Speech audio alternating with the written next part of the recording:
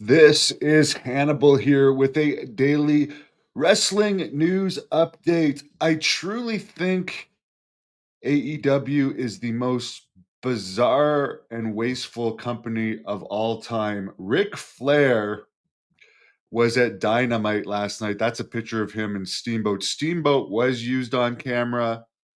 Ric Flair wasn't, but Ric Flair did address the live crowd.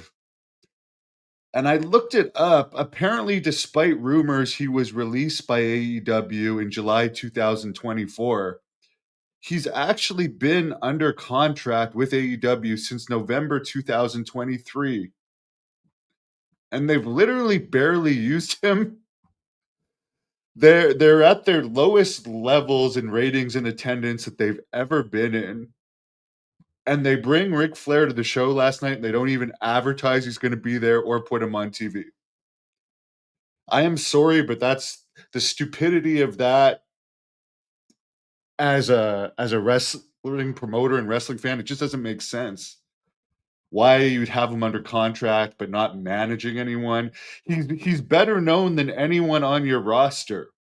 The only next best known guy on the roster would be Chris Jericho, who's been sitting at home since April doing nothing, and he's obviously got frustrated because he said a couple days ago that TNA looks more like the number 2 wrestling company from their Bound for Glory show, and he also said that AEW's ECW arena events reminded him of Tony Condello Winnipeg wrestling shows.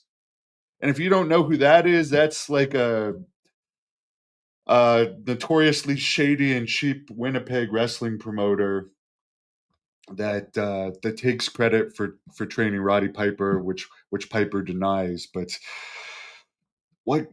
Why would you have Jericho and Flair under contract and do nothing with them, and have Flair at an event and not have him appear on camera?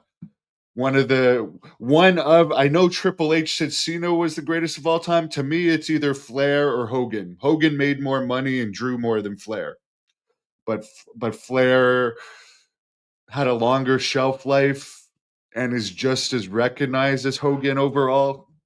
So it's between those two. So you got one of the greatest of all time under contract, and you bring him to a show, and you don't even advertise.